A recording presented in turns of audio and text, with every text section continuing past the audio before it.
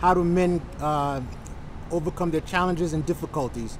And if you can give us some words of encouragement for any of the young brothers to learn that you're gonna deal with your fears, but you got to face them head on, brother. So, any encouraging words, sir? Yes, sir. First thing you have to understand, boyhood is when you allow things to control you.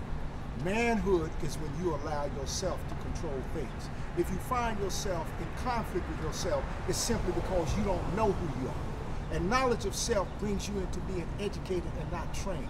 We are trained to be little boys in somebody else's system. We are trained to believe that they are a master and we are basically boys of this society. But manhood tells you about who you are. Manhood directs you into basically self-control.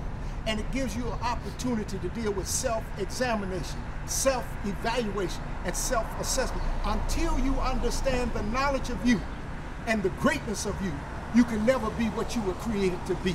You will always be what they have designated you to be and have a bad romance with your finances simply because you want to impress somebody else by the things you have instead of the greatness that's in you.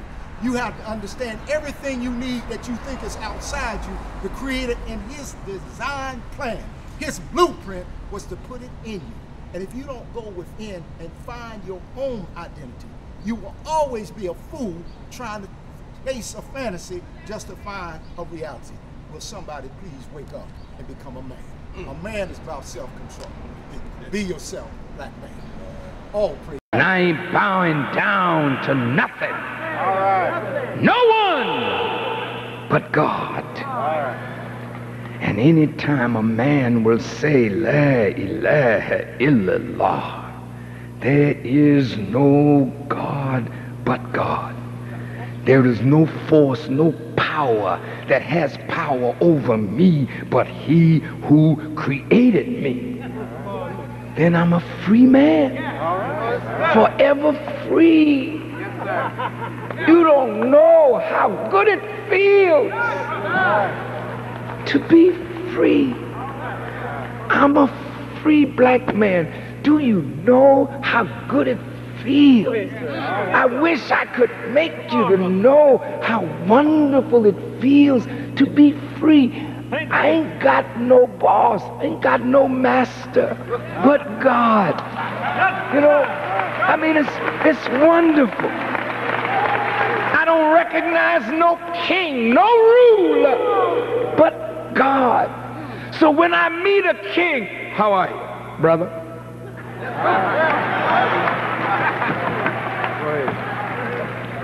When I meet a ruler, how are you, sir? When I meet a president, how are you, Mr. President? I didn't meet God. I met my brother. I give him the courtesy and the honor and respect of his position, but I ain't bowing. Don't come to me with no foolishness.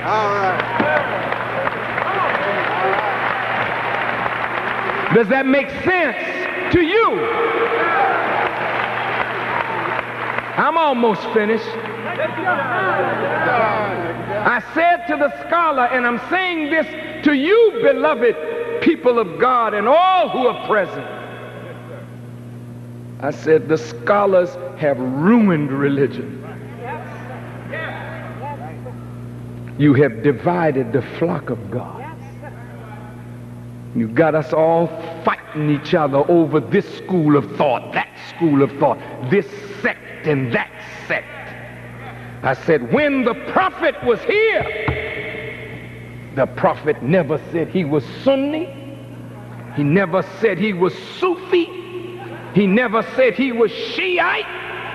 He said, I am a Muslim. He came bringing the religion of Abraham. And Abraham said, oh Allah, make me a Muslim. Make me submissive to you and raise from my offspring a nation submissive to you. I said the prophet didn't come to make Egypt, Jordan, Iraq, Syria, Saudi Arabia, all these nations. The prophet came to make one nation. The prophet didn't come to exalt white over black or black over white. He came to exalt righteousness in all human beings who would serve the God of righteousness.